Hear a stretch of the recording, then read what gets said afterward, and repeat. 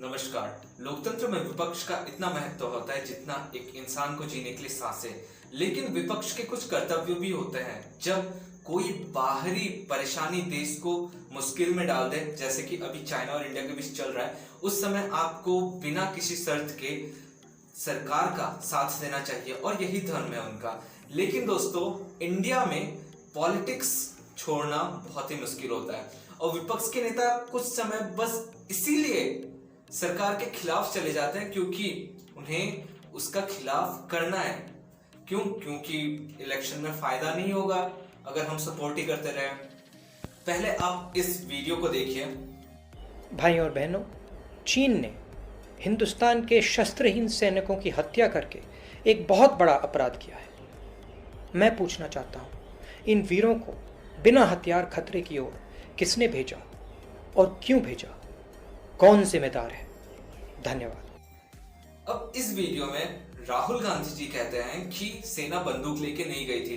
अब पहले ही तो यही झूठ निकल आ गई कि सेना तो बंदूक लेके गई थी, लेकिन वहां पे 1996 के ट्रीटी के अनुसार, ये भी उनको नहीं पता होगा, 1996 में एक ट्रीटी हुई थी इंडिया और चाइना के बीच, जहां जवान बंदूक कैरी नहीं करेंगे ये डिसाइड होता है। क्योंकि जो आम दिनों में वहां पे अक्सर ऐसे झगड़े होते रहते हैं, स्क्रिमसेस होते रहते हैं, तो अगर बंदूक अलाउ हो जाएगा तो वहां पे सिचुएशंस बहुत ही खराब हो सकती है। लेकिन दोस्तों, बिना तथ्य को जाने सर ने आके एक वीडियो कह दिया और उसके बाद ये कहते हैं कि किसने उन्हें भेजा। अब कॉमन सेंस यूज कीजिए। कोई भी गवर्नमेंट हो, बीजेपी या कांग्रेस, क्या कोई गवर्नमेंट भेजेगी जानबूझ के? नहीं ना। लेकिन अब सर अपने ही दूसरे वीडियोस में कहते हैं कि मुझे डिटेल नहीं पता, लेकिन मुझे क्वेश्चन पूछना चाहिए क्योंकि मैं अपोजिशन का लीडर हूं। बट सर, आपको डिटेल नहीं पता होगा तो आप क्वेश्चन जस्टिफाइड कैसे होगा आपका? आप पहले ये वीडियो देखिए। I don't have the details of Dhokla, so I cannot answer how I would have handled it differently. मैं डिटेल्स, आज मैं ऑपोजिशन का लीडर हूं, मुझे डिटेल्स नहीं मालूम। रद्द करने से पहले एयरफोर्स के लोगों को पूछना पड़ेगा, जो लोग इन बातों को समझते हैं उनसे पूछना पड़ेगा। तो वैसी स्टेटमेंट मैं नहीं दूंगा। मैं ये कह रहा हूं कि देखिए, I don't know the details of NCC training and that type of stuff, so I won't be able to answer that question. But I'm not an expert. I'm not an expert, and it's not my place to start giving you tactical answers to this question, that what should be done on coronavirus. There are experts who understand what should be done. I am leader of the opposition. I am signaling and I am bringing the attention of the people of India to a very serious problem. Sir पहले खुद ही accept करते हैं कि मुझे detail में नहीं पता, लेकिन वो क्रिटिसाइज करते रहते हैं। अब दोस्तों, राफेल विमान का ही इशू ले लीजिए। इलेक्शन से पहले आपने कितना नाम सुना था उसका। यहां तक कि ये डिमांड होने लगा था कि वहां पे क्या क्या इनपुट्स है उसे भी बताया जाए। अगर इनपुट्स बताई दिए जाएंगे तो वो क्या का फाइटर जेट रहेगा। जो इंट्रिकेसीज होती हैं वो अगर बता दिया जाए, पाकिस्तान चाइना को आराम से पता चल जाएगा, वो तो आराम से टैकल कर लेंगे। फायदा ही क्या हुआ राफेल खरीदने का? इलेक्शन के बाद इलेक्शन हार गए तो वो मुद्दा ही खत्म। ये गलत बात है। आप एम्प्लॉयमेंट पे, बेरोजगारी पे और इकोनॉमी पे सवाल उठाइए, वो आपकी कर्तव्य है और आप करते भी है। बट नेशनल सिक्योरिटी को लेके पॉलिटिक्स बहुत बुरी लगती है। आप एक मीडिया न्यूज़पेपर समाचार, गुजराती समाचार इसका नाम है, उसका एक आर्टिकल मैंने देखा। आप देख पा रहे हैं, इस आर्टिकल में इतना गंदे तरीके से प्रधानमंत्री को दिखाया गया है और कहने में भी बुरा लग रहा है कि प्रधानमंत्री को ऐसे शो किया जा रहा है कि वो कुत्ते हैं।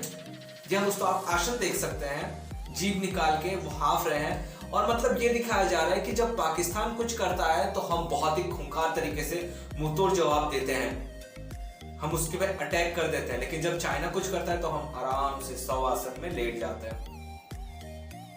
अब मीडिया को भी फ्रीडम है, लेकिन ये कैसा फ्रीडम? ये तो मनमानी हो गई आपकी। आप क्या दिखा रहे हैं? मतलब चाइना अटैक करता है तो इंडिया आराम से सो जाता है। तो आप 1962 में क्या दिखाएंगे सर? कि हम सब सोए हुए थे गहरी नींद में इसीलिए हुआ? नहीं, हमारी गलतियों की वजह से होता है। और अगर सोए होते हैं ना तो 20 जवान हमने खोए नहीं होते, लेकिन नहीं, पॉलिटिक्स करना है।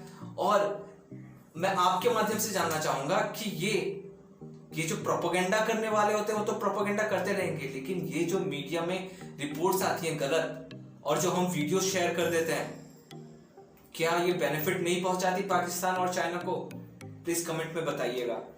अब दोस्तों, जो मीडिया के एंकर्स लोग हैं ना, आजकल बहुत चौड़ा होके बोल रहे हैं कि हमला करना चाहिए वगैरह वगैरह।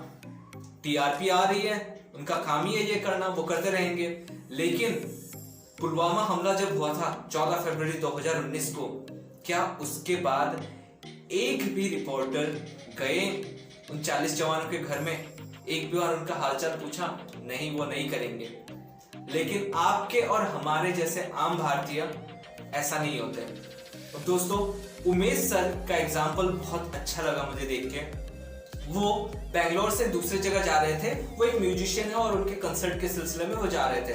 तब उन्हें ये न्यूज आई कि सीआरपीएफ के कॉन्वॉय पे एक हमला हो गया है पुलवामा में। उसके बाद क्या था? उसके बाद उन्होंने डिसाइड किया कि मैं श्रद्धांजलि दूंगा, लेकिन RIP लिख के नहीं, जो हम RIP लिख के बस चुपचाप बैठ जाते हैं, हो गया। उन्होंने ये किया कि उन्होंने अपनी गाड़ी निकाली और उन 40 जवानों के घर गए। उन्होंने 6100 किलोमीटर ट्रैवल किया ऑल ओवर इंडिया और 40 जवानों के घर जाके उनके आंगन की मिट्टी ली उन्होंने और कलश में रख के उससे सीआरपीएफ ने जहां पे मेमोरियल बनाया है उन जवानों के लिए, वहां पे उस मिट्टी का प्रयोग हुआ। ये कितनी अच्छी बात थी।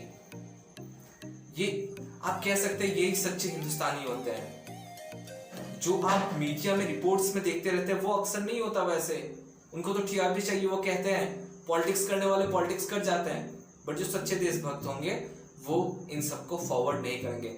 इस वीडियो को लाने का मकसद ही यही था मेरा कि आप भ्रमित ना हो, और जब ऐसे हार्ड टाइम्स आते हैं तो कंट्री को आपको पूरा सपोर्ट देना चाहिए। इससे एक साइकोलॉजिकल इफेक्ट भी पड़ता है।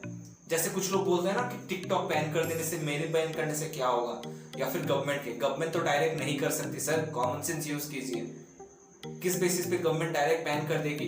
बट अगर हर एक इंडियन चाहे और अगले 2 से 3 दिन में अनस्टॉल कर दे उसे, एक साइकोलॉजिकल इम्पैक्ट पड़ता है। और साइकोलॉजी, दिमाग का खेल सबसे ऊपर होता है।